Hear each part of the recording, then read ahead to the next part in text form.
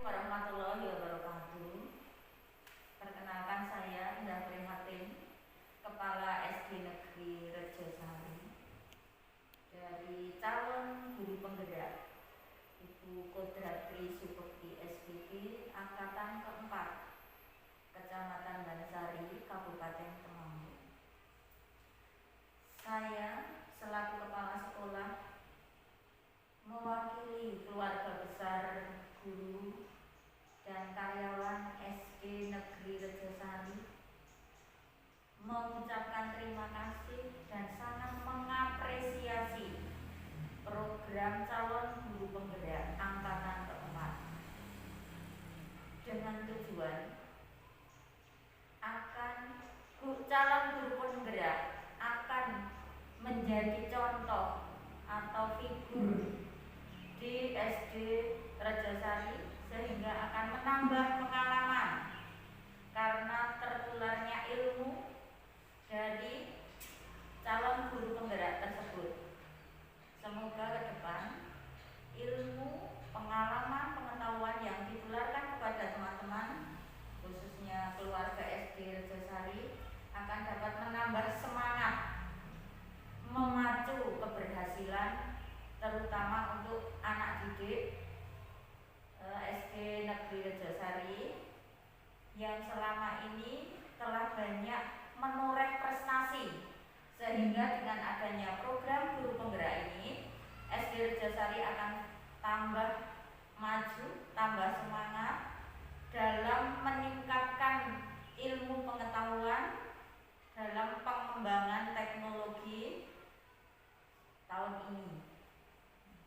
Selanjutnya, saya sangat berharap kepada Ibu Kodratri Supekti ini tak segan-segannya menularkan ilmunya, juga saling mengingatkan kepada teman-teman kita yang sekiranya masih ada kekurangan sehingga beliau bisa saling mengisi sesama teman keluarga SD.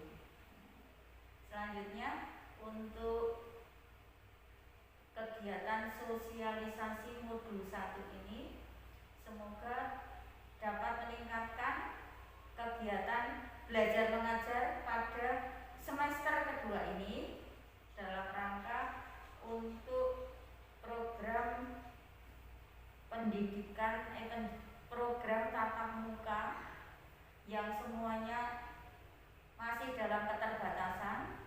Semoga Ibu dapat menularkan ilmunya sesuai situasi dan kondisi yang ada di sekolah, terutama SD Negeri Rejosari. Dan sangat terima kasih, saya sangat beruntung karena Ibu telah menjadi partner kerja saya, membantu kinerja saya. Semoga kegiatan ini dapat dilaksanakan dengan sungguh-sungguh sampai program ini berakhir. Insya Allah SD Negeri Rejosari akan menjadi SD yang dapat menjadi contoh dari SD-SD lain.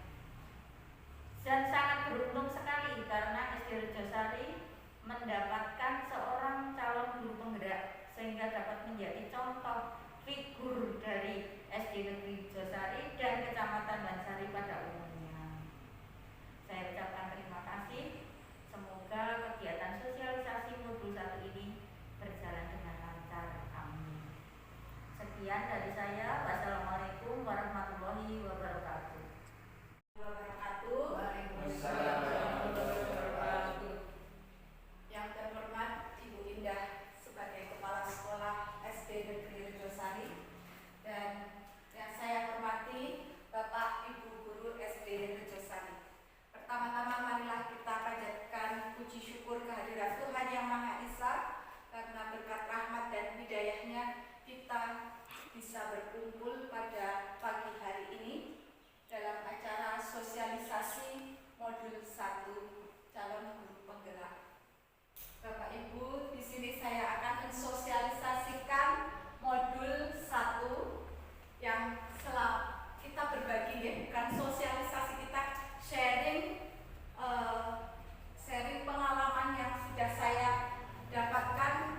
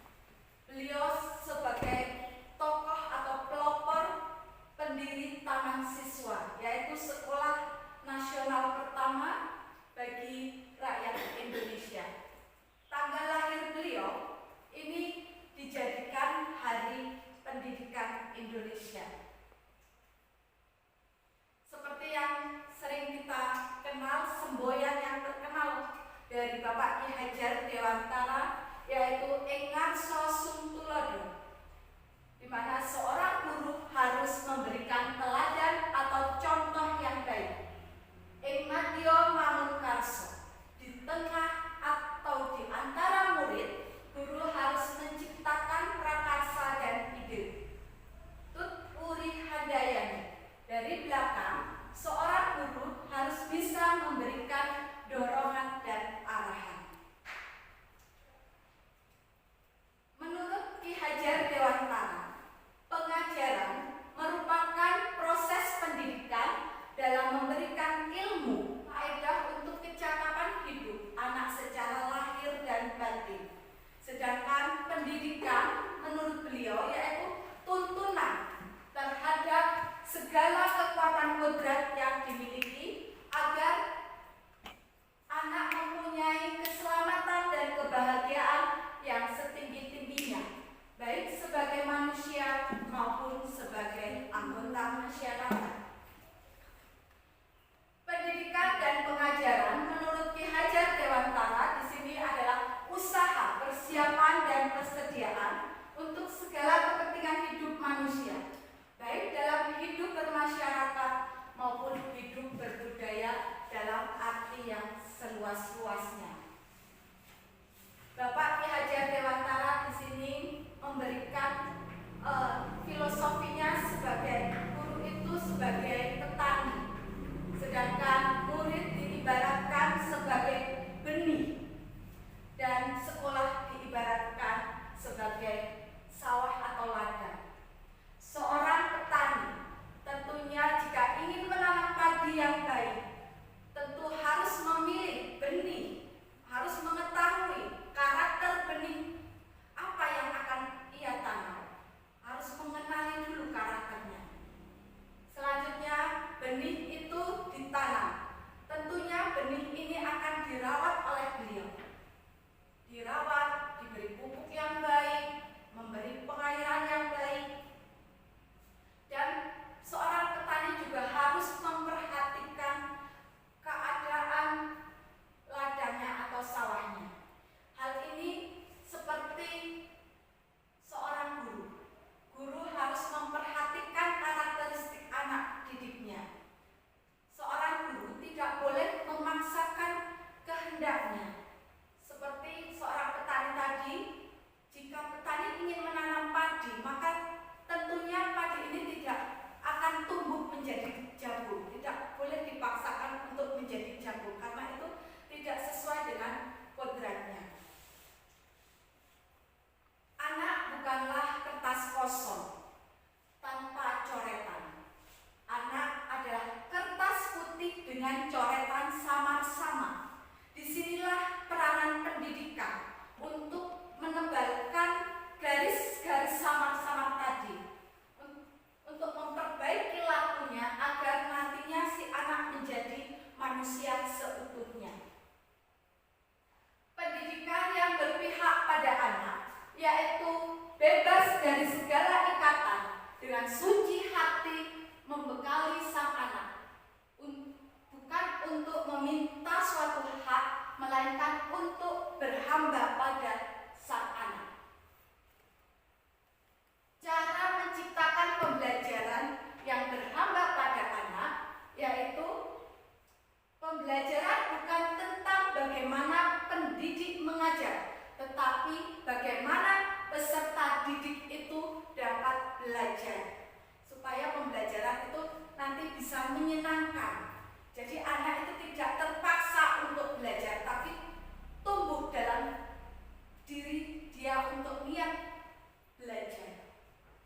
Yang kedua, lebih memahami karakter, sifat, dan kejiwaan yang memang sudah ada pada anak sejak lahir, di mana anak itu sudah mempunyai kodratnya.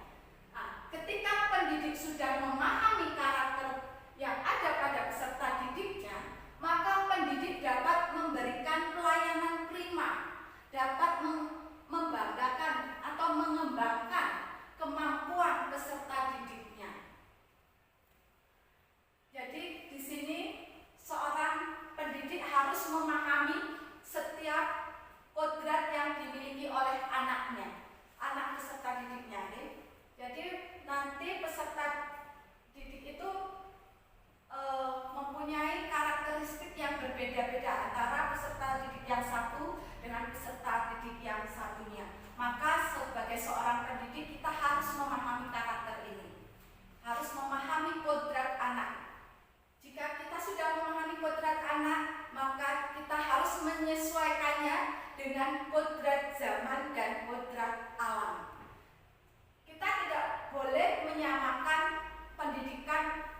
maksudnya kodrat alam itu kita tidak boleh menyamakan pendidikan di daerah dataran tinggi dengan di dataran rendah. Kita harus menyesuaikan dengan kondisi lingkungan alam yang ada di lingkungan peserta didik.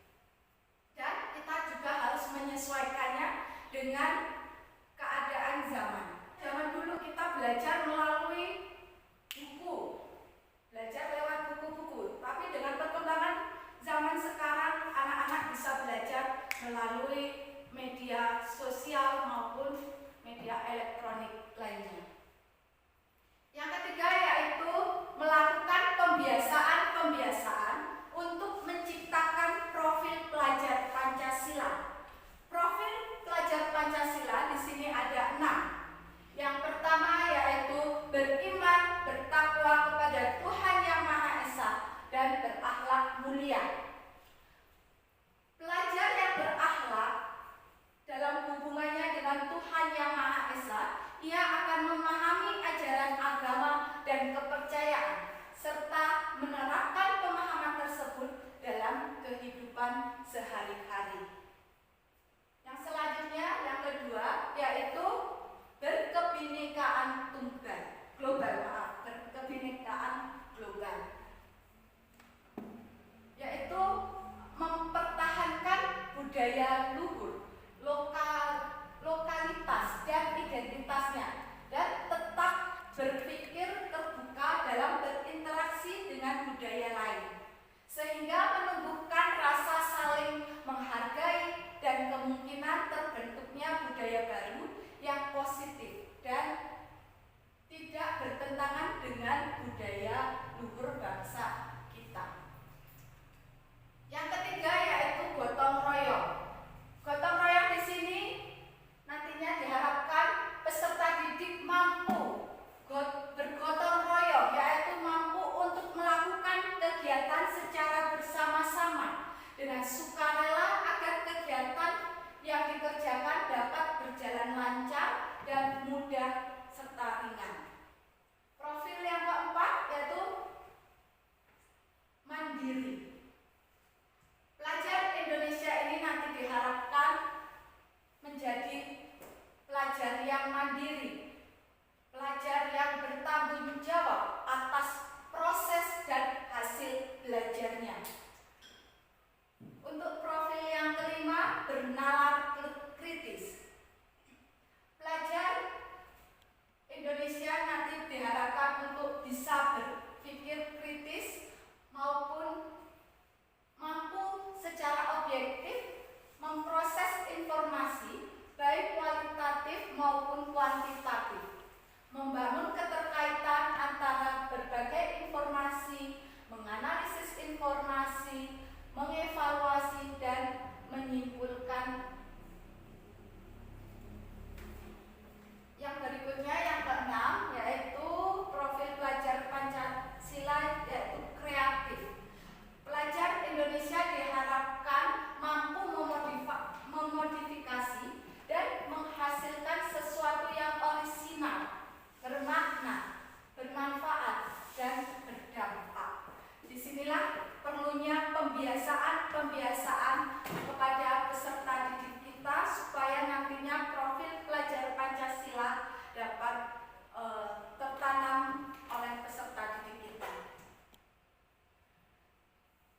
Cerminan pemikiran Ki Hajar Dewantara di kelas itu bisa kita lakukan dengan lebih memahami karakter seperti tadi, memahami kodrat anak tersebut, sifat dan kejiwaan yang memang sudah ada pada anak sejak lahir.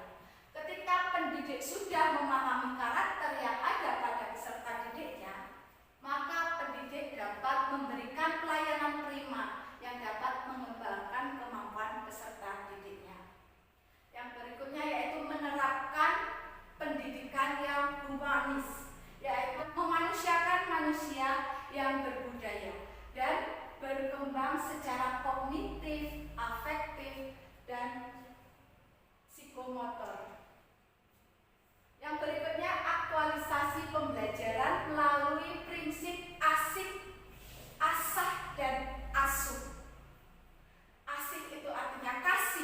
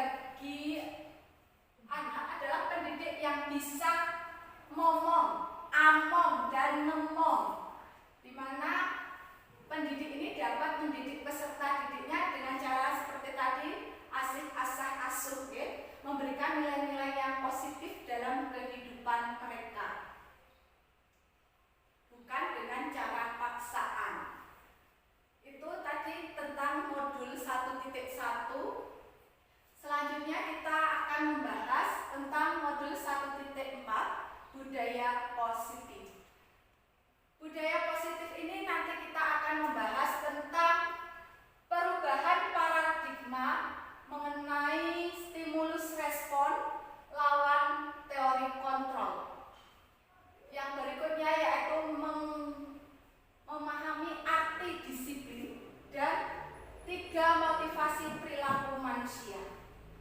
Selanjutnya yaitu keyakinan kelas, hukuman, dan penghargaan.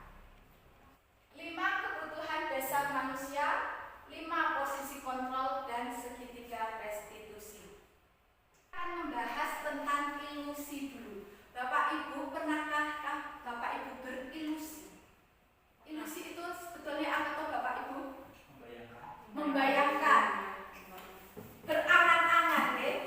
Pernah tidak Bapak Ibu guru itu membayangkan anak ingin menjadi seperti ini? Anak harus seperti ini. Sering, ya. Nah, di sini ada ilusi kontrol. Kita ternyata itu berilusi, ya. Ilusi guru mengontrol murid. Ada ilusi bahwa semua pengetahuan positif, efektif, dan bermanfaat. Ilusi bahwa kritik dan membuat orang merasa bersalah dapat menguatkan karakter. Kita sering berilusi seperti itu, ya. Ilusi bahwa orang dewasa memiliki hak untuk memaksa. Kita sebagai seorang guru berhak untuk memaksa murid. Kadang kita berilusi seperti itu. Nah, ilusi ini sebetulnya tidak baik. Jika kita kaitkan dengan stimulus respon dengan teori kontrol. Di stimulus respon, di sini realitas atau kebutuhan kita sama. Ternyata di teori kontrol, realitas kebutuhan kita itu berbeda. Jadi kebutuhan anak satu dengan anak lain itu ternyata berbeda. Selanjutnya, semua orang melihat hal yang sama. Sedangkan di teori kontrol, setiap orang memiliki gambaran yang berbeda. Kita mencoba mengubah orang agar berpandangan sama dengan kita. Itu tadi menurut stimulus respon. Tetapi dari teori kontrol, kita berusaha untuk memahami pandangan orang lain tentang dunia. Di stimulus respon, perilaku buruk dilihat sebagai suatu kesalahan. Sedangkan di teori kontrol, semua perilaku itu memiliki tujuan. Kontrol diri kita. Di stimulus respon, saya bisa mengontrol orang lain. Tetapi di teori kontrol, Anda tidak bisa mengontrol orang lain. Jadi kita tidak bisa mengontrol peserta didik kita mau seperti ini, seperti itu. Ini mengenai teori stimulus respon dengan teori kontrol. Nah, Bapak Ibu, disiplin. Disiplin kalau Bapak Ibu bayangkan itu kata-kata disiplin, apa yang ada di benak Bapak Ibu? Teratur. Tata tertib. Oke, ada lagi? Mungkin konsisten. Ada lagi? Hukuman mungkin, ya. Jika anak tidak disiplin akan mendapat hukuman atau ada penghargaan seperti itu. Nah, menurut ini arti disiplin menurut Bapak Ki Hajar Dewantara, di mana ada kemerdekaan, disitulah harus ada disiplin yang kuat. Sungguh pun disiplin itu bersifat self-disiplin, yaitu kita sendiri yang mewajibkan kita dengan sekeras-kerasnya, tetapi itu sama saja sebab jikalau kita tidak cakap melakukan self-disiplin, wajiblah penguasa lain mendisiplinkan kita. Dan peraturan demikian itulah harus ada di dalam suasana yang merdeka. Ini pengertian disiplin menurut Ki Hajar Dewantara. Merdeka di sini artinya tidak hanya terlepas dari perintah, akan tetapi juga cakap membuat perintah terhadap diri sendiri atau memerintah diri sendiri. Di sini dalam mengontrol disiplin, dalam membuat disiplin itu menurut Gosen menyatakan ada 3 alasan motivasi perilaku manusia.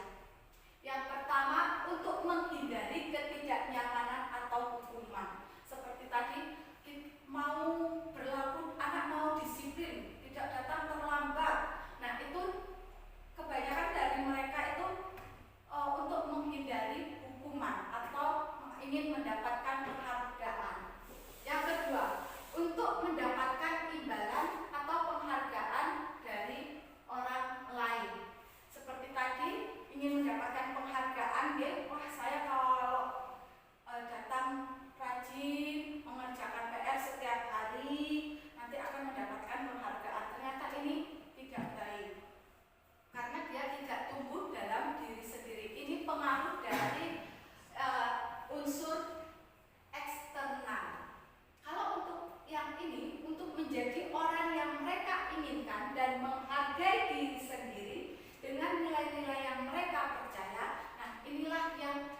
sebetulnya akan kita tanamkan ke peserta didik supaya disiplin kepada peserta didik itu nanti muncul dalam diri sendiri. Jadi berdasarkan kehendak anak, berdasarkan keyakinan anak. Maka dari itu kita di kelas atau di sekolah perlu membuat yang namanya keyakinan kelas. Kenapa keyakinan kelas? Kenapa bukan peraturan kelas? Kalau ibu bapak guru berkendaraan menggunakan helm, itu tujuannya apa? Apakah tujuannya ingin menghindari operasi dari razia Pak Polisi? Iya. Atau memang menggunakan helm itu untuk keselamatan kita sebetulnya? Nah, itulah yang harus kita yakinkan kepada peserta didik kita. Kenapa keyakinan kelas? Kenapa bukan peraturan kelas? Seperti kita menggunakan helm, karena kita yakin helm itu akan menyelamatkan kita dalam berkendaraan, bukan karena dari operasi razia Pak Polisi. Nah, disinilah keyakinan kelas itu yang kita buat. Mengapa harus keyakinan kelas?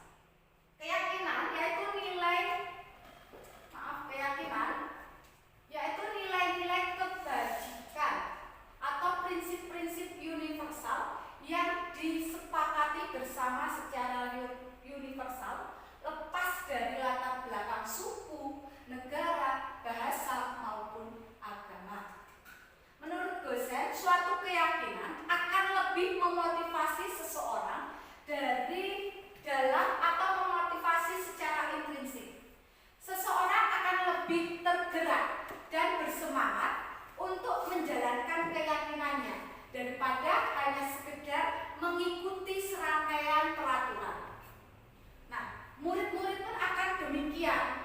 Maka perlu mendengarkan dan mendalami tentang suatu keyakinan daripada hanya mendengarkan peraturan-peraturan yang mengatur mereka harus berlaku begini atau begitu. Jadi keyakinan kelas ini nanti bisa kita buat bersama-sama dengan peserta didik kita. Guru dan peserta didik itu saling terlibat. Inilah cara membuat keyakinan kelas. Anak diminta untuk berpendapat keyakinan apa yang ingin kita buat di kelas. Kelas kita ini akan berjalan seperti apa? Nah, itulah yang ingin kita jadikan sebagai keyakinan kelas. Jika anak-anak sudah mempunyai keyakinannya, maka akan timbul dalam diri anak itu sendiri, akan sadar untuk menjalaninya tanpa ada rasa paksaan. Keyakinan kelas ini, dalam membuat keyakinan kelas itu harus menggunakan kalimat yang positif. Kalau peraturan kita biasanya menggunakan kata jangan membuang sampah sembarangan. Tetapi di dalam keyakinan kelas, kalimatnya ini diganti menjadi kalimat yang positif. Selalu menjaga kebersihan. Jadi tolong dihilangkan untuk kata-kata negatif dalam membuat suatu keyakinan kelas. Kata-kata negatif itu akan kita hilangkan biar anak itu tidak merasa terbebani kalau menggunakan kata jangan. Beda dengan kata selalu menjaga kebersihan. Oh, anak akan sadar untuk tetap menjaga kebersihan. Nah, di sini kita akan belajar mengenai hukuman, sanksi, dan restitusi.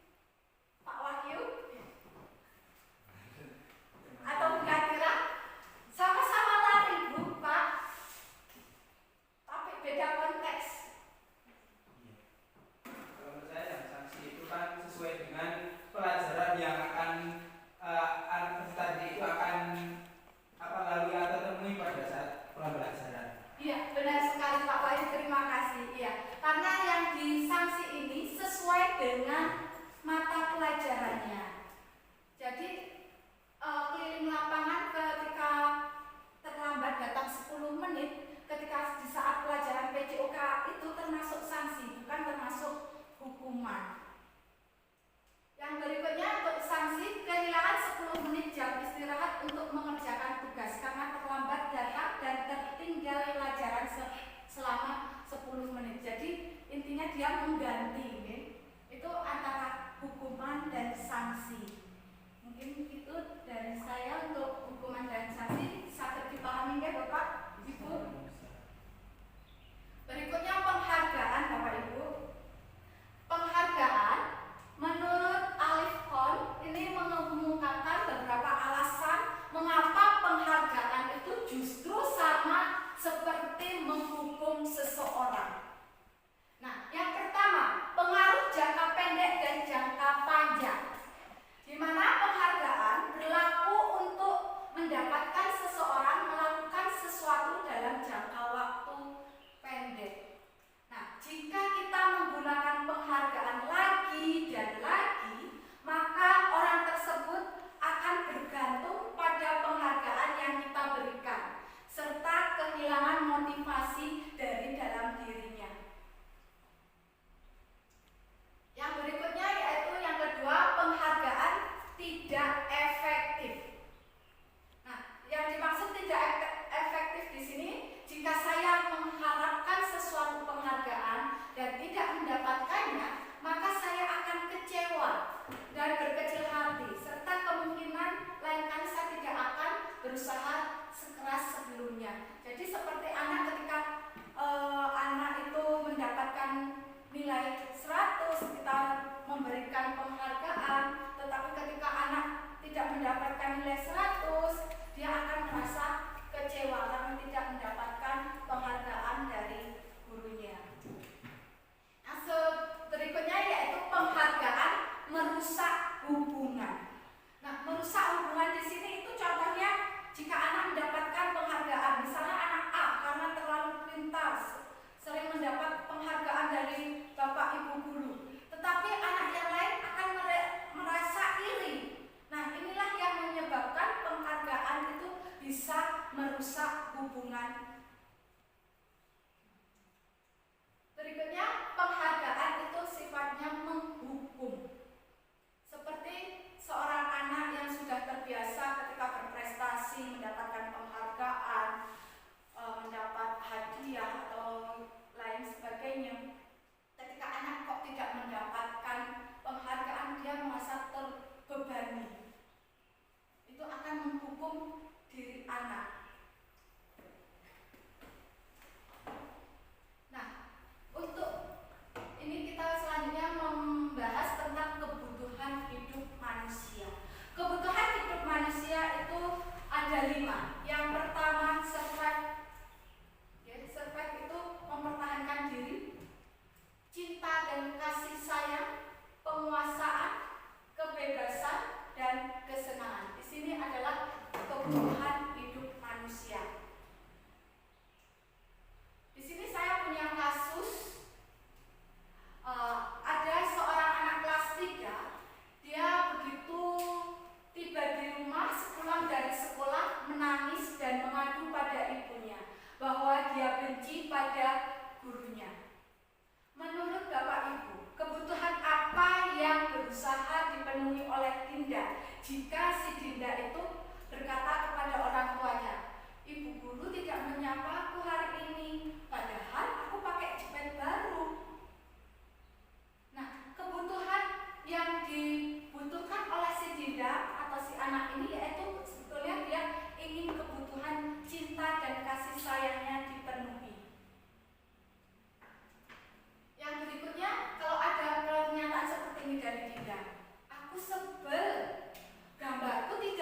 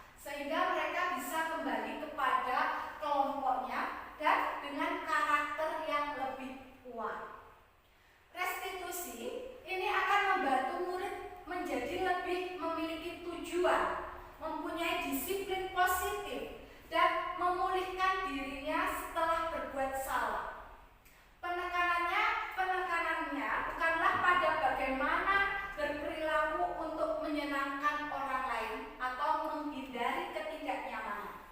Namun, tujuan yang utama adalah menjadi orang yang menghargai nilai-nilai kebajikan yang mereka percayai. Seperti tadi mengenai kesepakatan kelas itu, tujuannya membuat kesepakatan kelas ya berkaitan dengan restitusi. Tahapan restitusi di sini ada 3. Di sini ada segitiga restitusi. Menstabilkan identitas itu dengan cara setiap kita bisa menanyakan ke anak jika berbuat salah. Oh, setiap orang pasti pernah melakukan kesalahan seperti itu. Oh, kamu bukan satu-satunya orang yang pernah melakukan kesalahan. Itu kita memberikan restitusi kepada peserta didik yang misalnya melakukan kesalahan. Berikutnya, memberikan validasi tindakan yang salah, yaitu dengan memberikan kalimat contohnya seperti kamu tentu punya alasan mengapa melakukan itu, atau adakah cara yang lebih efektif untuk mendapatkan apa yang kamu butuhkan. Nah, itu. Berikutnya ada menanamkan keyakinan. Nah, di sini kita kan sudah membuat kesepakatan membuat keyakinan kelas. Di sini kita menanyakan kembali keyakinan kelas apa yang telah kita sepakati. Kamu ingin menjadi orang yang seperti apa? Nah, inilah diperlukannya restitusi. Jadi ketika anak misalnya melakukan pelanggaran, misalnya tidak membuat PR, terus kita memberi hukuman, itu tolong dihindari. Sebaiknya kita menggunakan segitiga restitusi ini untuk menyelesaikan masalah. Kenapa kita menanyakan, oh kamu mengapa kok tidak mengerjakan PR? Kita harus menggali lebih dalam pada peserta didik kita.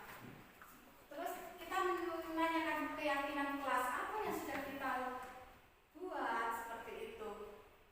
Kalau kamu tidak mengerjakan PR, maka sebaiknya kamu mau seperti apa? Nah, itulah yang harus kita tanamkan atau kita biasakan kepada peserta didik kita supaya kita bisa menghindari hukuman dan penghargaan yang sering kita berikan kepada peserta didik. Mungkin itu saja penjabaran dari modul 1. Mungkin dari Bapak Ibu guru ada yang ingin bertanya atau ingin memberi pendapatnya, monggo. Saya mau bertanya Bu, dinikmati sekali saya di sini. Sebenarnya ada beberapa pertanyaan tadi. Kan yang pertama di modul 1 itu ada berapa elemen. Nah, saya mengambil yang kurang saya pahami di elemen 5. Itu kan di elemen 5 itu kan kita sebagai guru harus bisa membuat anak kita bernalar kritis gitu nggih. Nah, mungkin saya mohon diberi penjelasan ulang atau diberi trik-triknya gitu. Bagaimana sih kita sebagai guru agar bisa membuat anak-anak kita itu bernalar kritis, karena kita hidup di zaman yang serba canggih seperti ini, karena kita kewalahan ya menghadapi anak. Itu yang pertama. Kemudian yang kedua mengenai penghargaan sebagai hukuman. Nah, ini yang mungkin masih sering kita lakukan ya, terutama saya sendiri.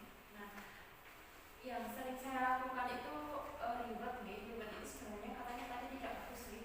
Nah, untuk yang terakhir saya lakukan itu kemarin, itu untuk anak yang juara 1, 2, 3. Nah, pas penerimaan rapor kemarin itu kan ada yang paling bagus nomor 1, ibaratnya ranking 1, 2, 3. Nah, itu saya memberikan reward, penghargaan. Nah, itu satu kelas tahu semua. Nah, itu bagaimana sikap saya seharusnya pada anak-anak jika memang seperti itu merupakan suatu kesalahan. Oke, cuma itu ya saya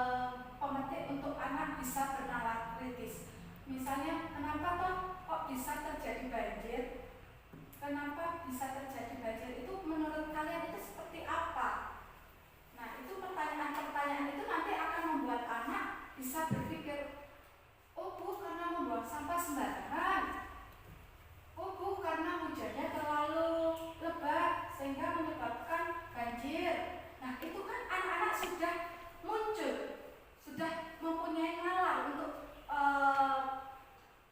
untuk mengkritis dari permasalahan itu. Jadi bernalar kritis itu kita sesuaikan dengan materi ajarnya, dan kita misalnya ya kita sesuaikan, kalau Uzahro di kelas 2 ya kita sesuaikan pertanyaannya sesuai dengan kondisi anak. Jangan yang terlalu berat, misalnya seperti itu. Mungkin itu dari saya. Yang berikutnya mengenai penghargaan sebagai hukuman. Jujur saja, kemarin ketika saya mempelajari modul 1 ini, terutama di modul 1.4, itu teman-teman calon guru penggerak pun merasa kaget. Wah, ternyata selama ini apa kita salah ya? Kok memberikan penghargaan, ternyata penghargaan itu termasuk hukuman ternyata. Sebenarnya itu tidak salah sekali, tapi sebaiknya kita hindari. Itu tidak salah sama sekali, fatal itu tidak, tapi sebaiknya kita hindari.